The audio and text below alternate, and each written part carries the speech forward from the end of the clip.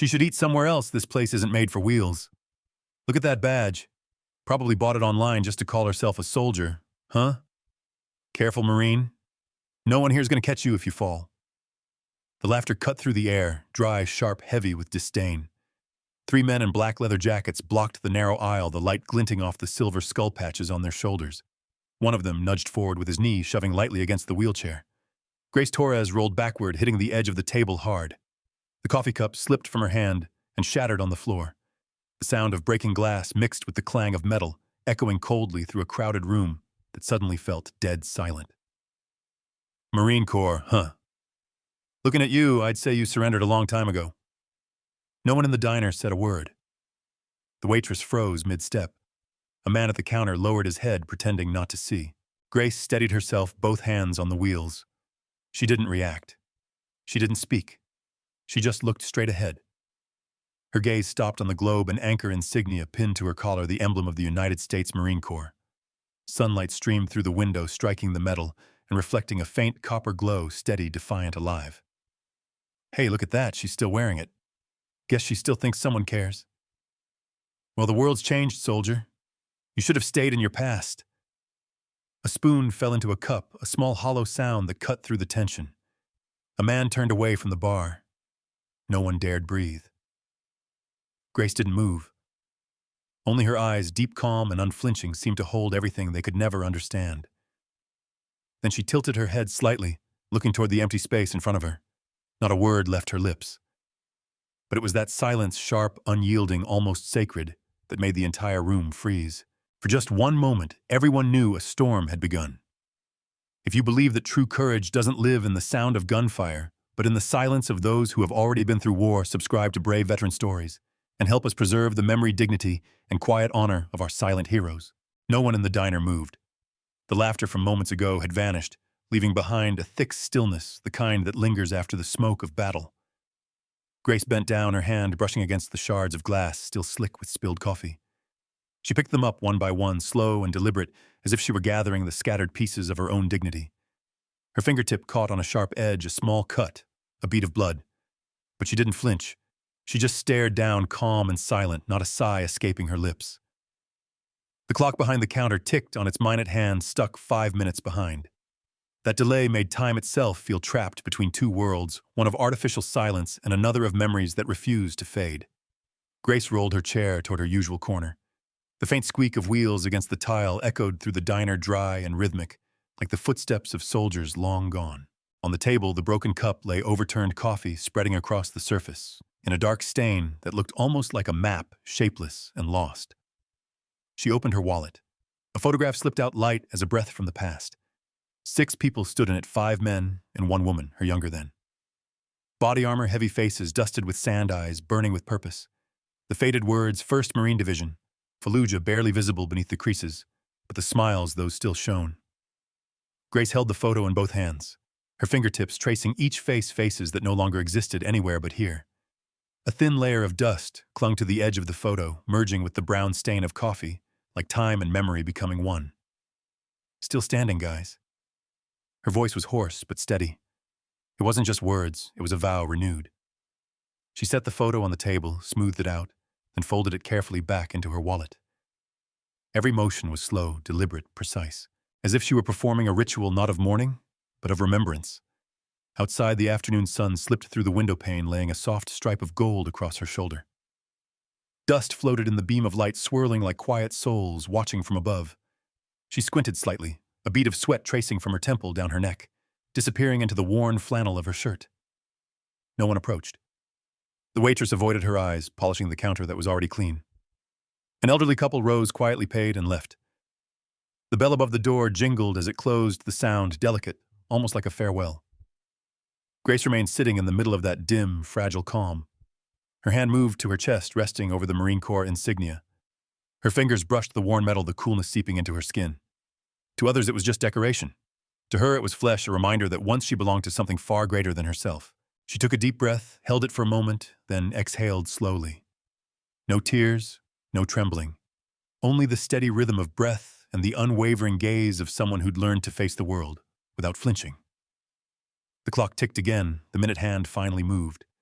The room seemed to breathe with it, though no one spoke. The sound of her wheelchair rolling across the tile filled the silence, soft, yet weighted like time itself passing by in slow salute. A young boy near the window was still watching her wide-eyed. He didn't yet understand what he had just witnessed, but something in his gaze had changed, a quiet reverence, the kind one doesn't learn from books, but only from standing in the presence of someone whose silence commands respect. Grace turned and met his eyes. She nodded once, lips moving soundlessly. Light from the window caught her face, revealing the sun-worn lines and the faint scar along her temple. In that moment, she didn't look like a middle-aged woman in a wheelchair. She looked like a Marine still standing in formation. Only the battlefield had changed its shape. Her hand tightened on the wheel, pushing forward gently. The sound of rolling metal echoed through the room, steady, low, resolute. Each turn of the wheel was like the beat of time itself, slow, heavy, unbroken. Outside the window, the wind shifted, stirring a thin veil of dust. And from somewhere beyond the street, the faint laughter of 3 familiar voices rose again, as if the silence once more was about to be shattered. "So they let women fight now, guess that's why we keep losing." The second biker's voice cut through the air, dry, hollow, and sharp enough to ignite laughter that burst like stray bullets. Chairs scraped against the tile floor, cups clattered, and cruel laughter echoed across the small diner. The whole place turned into a battlefield, except here the weak had no comrades. "Hey, soldier girl, heard Marines are supposed to be tough. Why don't you stand up and show us?" Another man stepped forward, reeking of cigarettes and sweat. His smile was twisted, his eyes glinting with the thrill of cruelty, as if this were just another cheap game. His hand gripped the handle of her wheelchair, rough and deliberate. One pull, quick, clean, merciless. The chair tipped. Grace hit the floor. Metal struck tile with a hard cutting sound, shattering the fragile piece that had clung to the diner. Coffee spilled around her, dark liquid crawling across the floor. It mixed with the thin stream of blood dripping from her elbow, forming a stain that gleamed red-black, heavy as night. No one moved. No one spoke. The faces around her turned away, as if pretending not to see could absolve them of shame. Her leather wallet hit the ground, the flap flipping open. A worn photograph slid out, landing face down on the cold tile. One of the bikers bent down, smirking, as he reached for it, just another piece of trash to toss aside. But when he turned the photo over, his grin died. Words written in faded marker, the ink smeared but still legible, stared back at him. "She carried us every damn time." The sentence pierced straight through him, short, simple, but carrying the weight of something he'd never known: loyalty and sacrifice. He froze for a few seconds, then dropped the photo to the ground. No one laughed anymore. Only the smell of burnt coffee and blood lingered in the air, heavy and unspoken. Grace braced her palms against the floor, forcing herself upright. Her thin but steady arms trembled, veins rising beneath her skin. Every movement was deliberate. Her strength measured not in power, but in resolve. No words, no cries, just the rhythm of her breathing and the sound of willpower being reborn. She reached for her wallet, wiped the coffee from the photo, and folded it neatly. Every action was exact, the way soldiers moved on a firing line, where a single mistake could cost a life. No one helped. No one dared. The waitress kept her head down, pretending to clean an already spotless counter. An elderly couple by the door left cash on the table and slipped out. The bell above the door jingled softly, a sound that felt like an apology, whispered too late. Grace stayed seated, her back straight, blood soaking through her sleeve. Sunlight slanted through the window, stretching a long shadow across the tile. Her face, sun-worn and stoic, remained still, but her eyes still burned. Burned with the calm fire of someone who had seen too much pain to ever fear again. "Dad, was she a soldier?" The boy's voice trembled from the corner, barely above a whisper. The milk in his glass quivered, a thin ring of foam trembling at the rim. The father didn't answer at once. He looked at the woman covered in blood coffee and silence. His voice, when it came, was low, slow, and heavy with truth. "Yeah, a real one." The boy fell silent. The man stood, his hand resting on his son's shoulder before reaching into his jacket pocket. He walked toward the door. The sunlight caught the lines on his face, years of duty, of memory, of something that had never quite faded. "This is Sergeant Daniels," he said, voice firm but subdued. "You'll want to send a team." That sentence rippled through the air like a signal awakening something long forgotten: honor, brotherhood, and respect. Inside, only the slow spin of the ceiling fan and the ticking of the clock remained. Grace wiped the blood from her arm, her finger brushing the wound without flinching. She slid the photo back into her wallet and lifted her gaze toward the window. Sunlight wrapped around her soft and golden. And in that light, she no longer looked like a disabled woman. She looked like a Marine, calm, proud, unbroken. Outside, Sergeant Daniels stood beside his old pickup truck, the wind lifting the edge of his worn jacket. His eyes lingered on the diner's doorway, on the Marine who still sat there in silence, holding the weight of something sacred.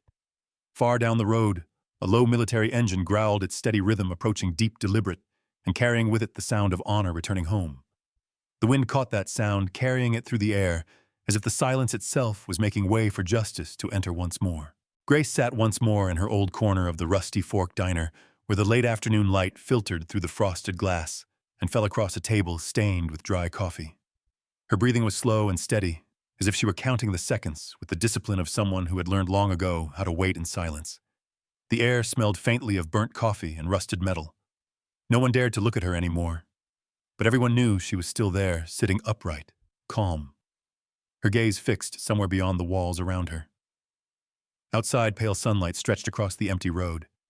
Dust drifted in the air, soft and weightless, painting a haze over the fading sky. The wind whispered through the trees, the kind of sound that carried memories of those who had gone and never returned. Sergeant Daniels stood by his old silver pickup truck, the paint chipped and fading. Through the window of the diner, he could see Grace. His jaw tightened. The silence in his eyes wasn't anger. It was sorrow, the kind carried by those who know too well what's being disrespected. He pulled a phone from his jacket, fingers clenching until his knuckles turned white. The wind caught his coat. He took a deep breath, his voice low and heavy as iron. No official report, personal ground. It concerns one of ours. There was silence on the other end. Daniels looked down at the pavement where his shadow merged with that of the truck. I don't need paperwork, he continued, his voice quieter, but firmer. Just make sure our people know. The wind picked up, carrying the faint smell of gasoline from somewhere far down the road. He closed his eyes for a moment, then spoke the last two words, slow, deliberate. Trust me. He hung up, but didn't move. The hand holding the phone trembled slightly, not from fear, but from restraint. Sunlight fell across his weathered face, cutting through the lines that decades of service had etched there. Every wrinkle told a story never spoken. Every scar was a promise never broken. He lifted his head and looked back toward the diner's window. Grace was still there, small against the vast, empty space, yet something in the way she sat made him straighten his shoulders, as if the soldier in him had just been called to attention again. Inside, Grace remained still. Her hand rested on the table, her finger tapping softly, rhythmic as a ticking clock. The slanted sunlight revealed the calluses on her knuckles and the faint trace of dried blood from her fall. She looked at it, then smiled, a faint, fleeting smile that barely existed. From her pocket, she pulled a folded handkerchief, wiped the blood away, then laid her hand over her chest. There, pinned just above her heart, the Marine Corps globe and anchor gleamed under the last beam of light. The metal was cold against her skin, but familiar, comforting, a piece of herself she could never take off. Her face softened, her expression easing into quiet composure. She bowed her head slightly and whispered something no one could hear. Maybe a name. Maybe a promise to herself that she was still here, still standing in a world that had forgotten what honor meant. A gust of wind stirred the thin curtain by the window. Dust motes rose, glinting for a second in the fading light before disappearing. The whole room seemed to hold its breath. Behind the counter, the young waitress looked up and accidentally met Grace's eyes. She froze, then lowered her gaze immediately. No apology was spoken, but the silence between them carried something heavier, the kind of respect that stays long after words are gone. That girl would never forget the face of the woman in the wheelchair, the one who reminded everyone what dignity looked like when no one else could. Outside, Daniels climbed into his truck. The engine started a deep, steady rumble like an old marching drum. A small trail of dust lifted behind him as he turned toward the main road. In the rearview mirror, the sunlight caught a faded insignia stitched on his jacket, an old emblem worn but still shining. Back inside, Grace drew a slow breath. The sound of her wheels, the rhythm of her breathing, and the soft wind outside blended together, quiet, deliberate, steady. She tilted her head slightly and placed her hand once more over her insignia. In the dimming light, the metal caught a thin, sharp glint, not bright, not boastful, but strong enough to remind anyone watching that true pride never fades. And then, from somewhere down the road, came the sound of an engine, low, powerful, unmistakable. A sound any soldier would recognize even after years away from the battlefield. 20 minutes later, a deep, steady rumble rolled in from the distance. It wasn't the sound of a civilian engine.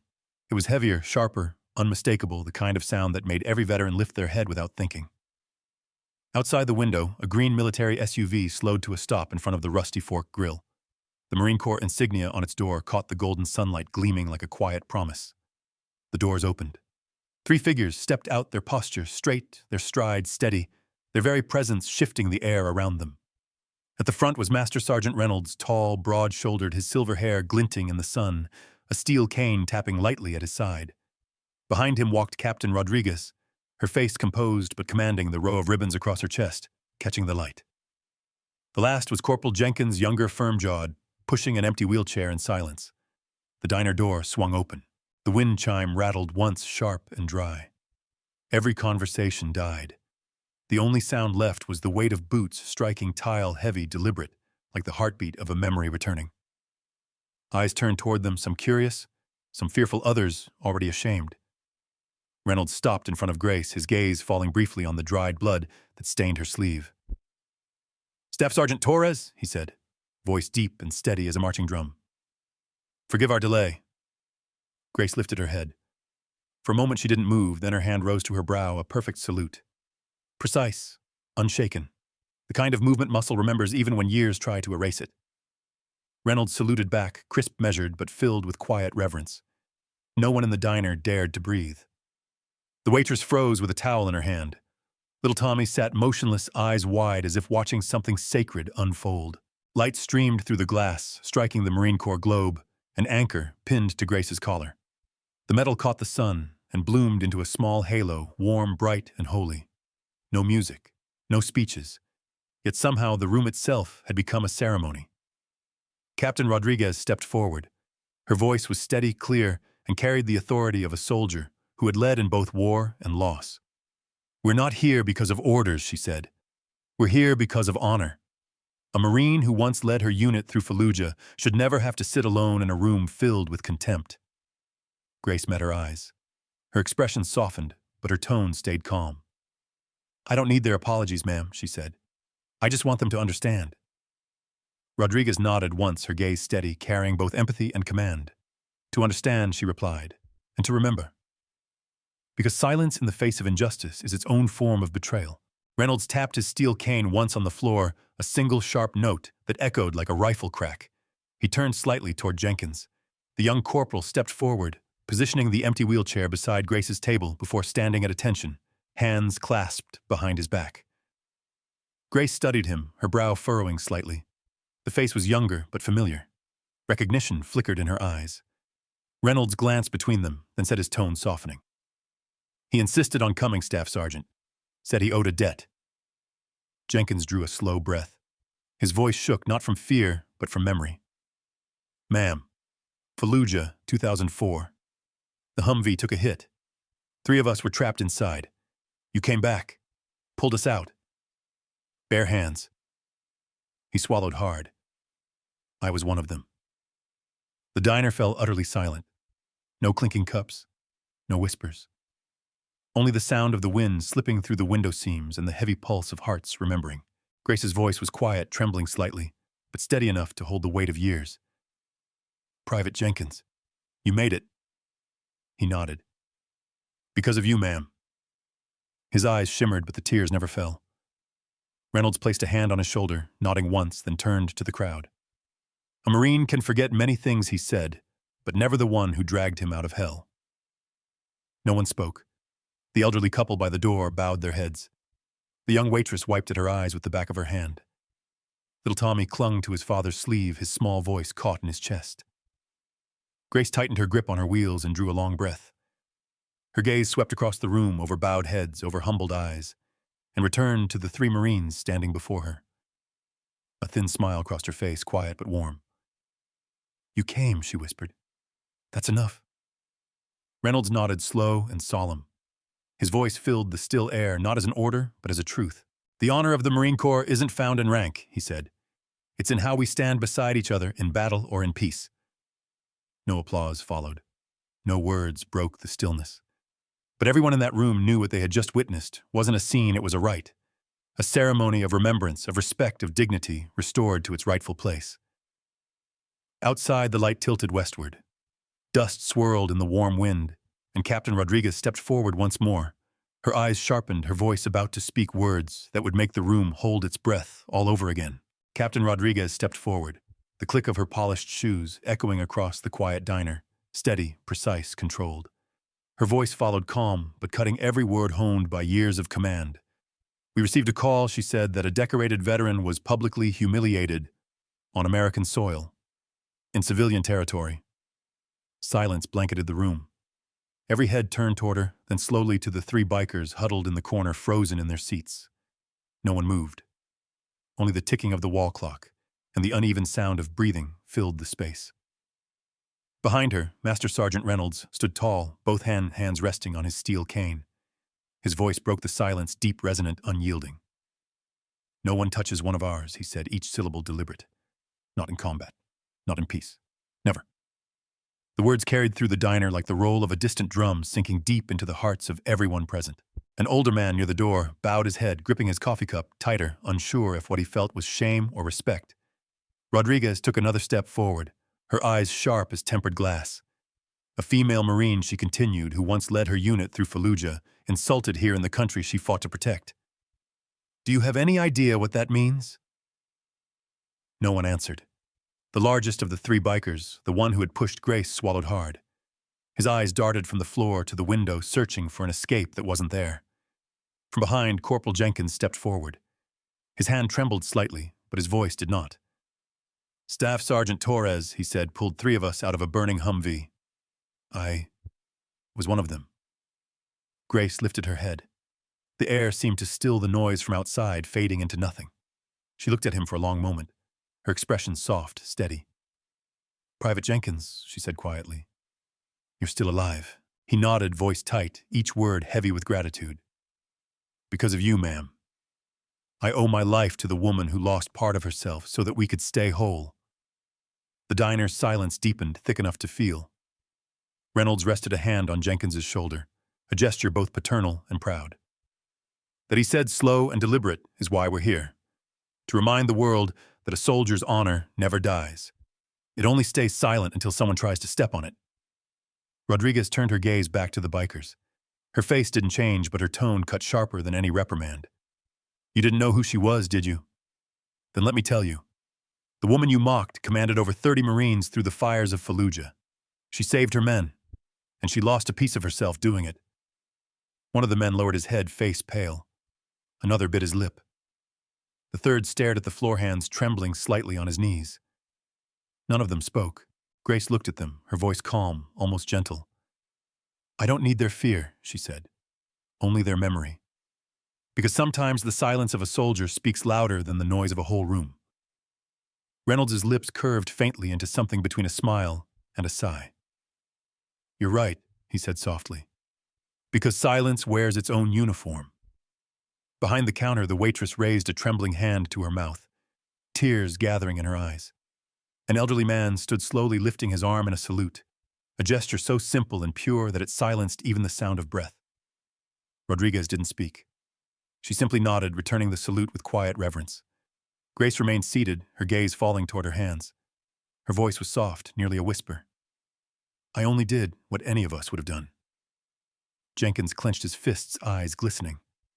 "And that's exactly why you deserve every salute in this room, ma'am." The diner was silent still, but it was no longer the silence of fear. It was reverence, a shared understanding that something sacred had just been restored, dignity. Rodriguez turned to Reynolds and gave a small nod. He tapped his cane once, then stepped forward. His voice rose firm and clear, cutting through the air like a declaration. "Today, right here, the honor of the Marine Corps has been restored not by authority, but by memory. Not by the sound of a gun, but by the power of truth." For a moment, no one moved. Then from the corner of the room, little Tommy, the boy who had been watching in silence, stood up. He raised his small hand awkwardly, but precisely in salute. And as if drawn by instinct, the entire diner followed. Veterans, civilians, strangers, one by one, they rose, standing at attention before the woman in the wheelchair. Grace looked around, her eyes calm, her expression no longer carrying pain, only peace. The kind of peace that comes when the world for once remembers what honor means. The evening sun slanted through the window, striking the insignia on her chest. It glowed steady gold, and a quiet reminder that true pride never fades. And then, somewhere in the crowd, someone drew a deep breath, a signal that something unexpected was about to happen next. The room stood still for several seconds, and then, as if something sacred had stirred in the air, people began to rise one by one. An elderly man with silver hair and a cap embroidered with Korean War veteran pushed his trembling hands against the table and stood tall. He raised his arm in a formal salute. His sleeve shook, but his eyes stayed steady, unwavering, anchored by the memory of fields he once crossed, and comrades he never forgot. The soft rustle of his worn jacket sounded like the faint drumbeat of a war long past. A middle-aged woman near the door stood next, and her hand pressed to her chest. The young waitress, who had been hiding behind the counter, slowly stepped forward, her eyes wet with tears. Then little Tommy, the boy who had been clutching his father's hand, looked around the room, uncertain, small, but moved and raised his hand too awkwardly, almost shyly, yet with solemn care. Chairs scraped against the floor in quiet sequence, one, then another, then more, until every person in the diner was standing. No one gave the order. No one spoke. Respect spread naturally like warmth through a cold room in winter. Grace sat still, her hands folded on her knees, her gaze drifting across the faces before her. Ordinary faces, some weathered by service, some softened by civilian life, but all now looking at her not with pity, but recognition. She exhaled slowly and turned toward the three bikers. "They're just kids," she said softly. "No anger, no bite, only truth. Let them learn." The words landed like water on hot iron. The three men lowered their heads, their hands clenched, knuckles pale. No one answered. They didn't have to. The silence itself had become their punishment, heavier than any public rebuke. Captain Rodriguez looked at Grace for a long moment, then gave a small nod. She said nothing. Her eyes softened, no longer the sharp, commanding look of an officer, but the quiet respect of someone who recognized Grace when she saw it. Reynolds rested his hand on his steel cane and spoke in a low, measured voice. "Honor," he said, "isn't something they can take from us. It lives in the way we stand back up." The mood in the diner shifted. Sunlight slipped through the curtain, falling across bowed heads. The shadows of the people stretched long across the tiled floor, touching, merging, no longer divided by uniform or past by guilt or pain. The old veteran walked slowly toward Grace's table. From his pocket, he drew a small, folded flag, frayed at the edges, colors faded by time. He laid it gently before her. He didn't speak. He just nodded, a single, solemn nod between soldiers who understood loss and the price of pride. Grace looked at the flag for a long moment, then returned the nod, silent, steady, full of meaning. Tommy tugged on his father's sleeve and whispered, "Dad, why isn't she angry at them?" The father looked down, voice low, calm, a little broken. "Because she's been where anger doesn't save anyone," he said. "People like her choose to keep something else, compassion." Grace heard him. Her lips curved into a faint smile, not the smile of victory, but of faith. Faith that even after everything, decency still existed. The pain, the humiliation, the laughter, all of it seemed to fade, dissolving into the soft air of the diner. She lifted her gaze once more. Her eyes glowed with the golden light of a setting sun. Rodriguez stepped closer, her tone gentler now, you know. "Sometimes the greatest act of courage is choosing not to strike back. You've reminded them, reminded all of us of something we too often forget." Grace answered quietly. "Forgiveness doesn't make us weak, ma'am. It reminds us that we're still human." Reynolds let out a dry breath that almost sounded like a laugh.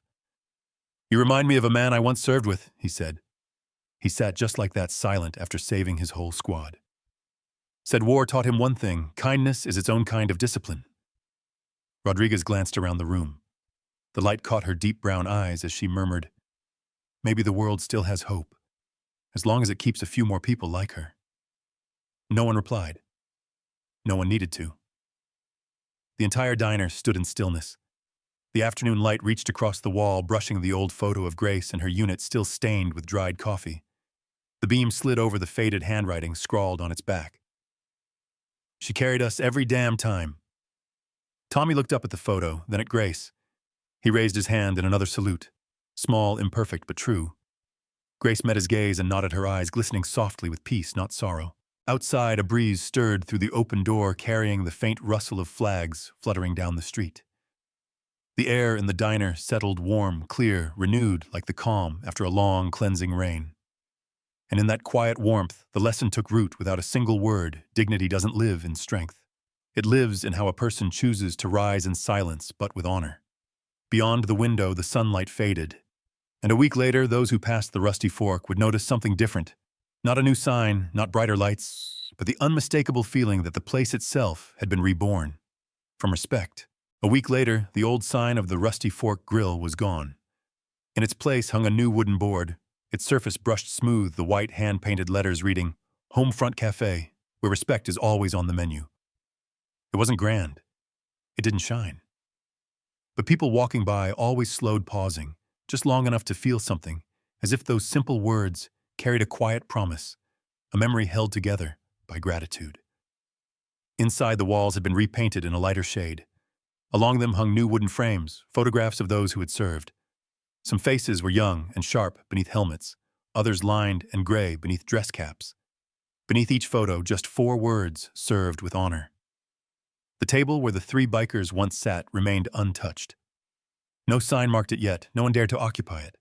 It had become an invisible space, a silent reminder that respect is something humans must relearn often through the cost of shame. Grace Torres sat in her usual corner, as she always did. Her wheelchair rested beside a small American flag.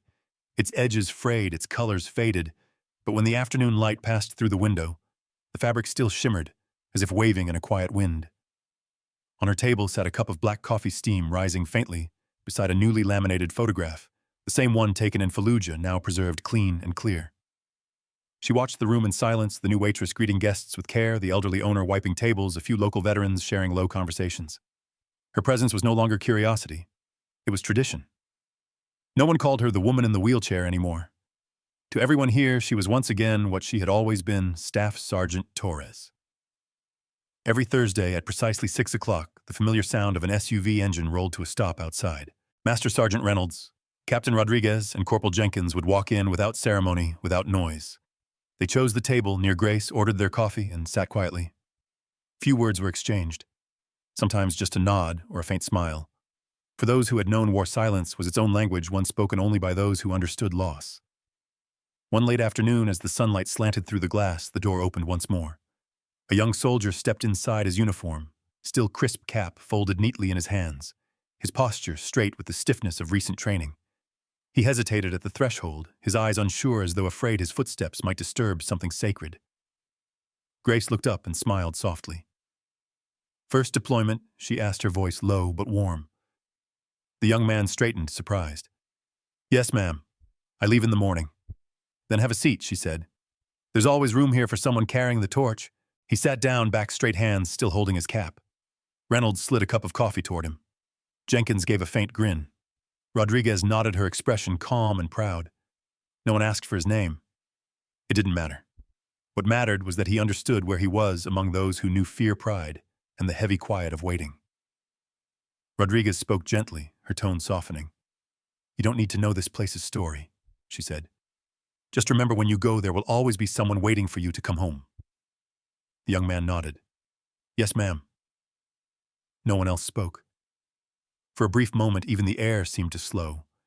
A few guests quietly raised their cups. Tommy, no longer a child, now helping at the cafe, paused behind the counter, bowing his head. Reynolds' smile deepened his eyes, glinting with a rare tenderness. Grace's hands rested on her wheels, then moved to the old Marine Corps insignia on her chest.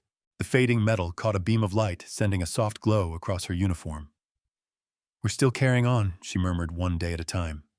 No one answered, but everyone heard. And in their eyes something flickered, a simple shared belief that goodness endures. The young soldier lifted his coffee and said quietly, "To those who came before us." Reynolds raised his cup.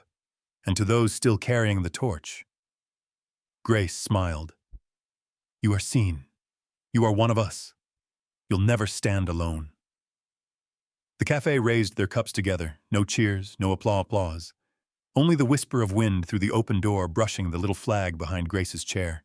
It fluttered gently, as if saluting from the unseen ranks beyond. Outside, dusk settled the sky, turning the color of burnished copper. The wooden sign swayed softly in the wind, the words "Homefront Cafe," catching the last light, glowing like a steady flame, not brilliant, but enduring. Brave veteran stories. We remember the quiet heroes. If this story made you believe that honor and kindness never retire, share this video and subscribe to Brave Veteran Stories so that no memory of theirs is ever forgotten.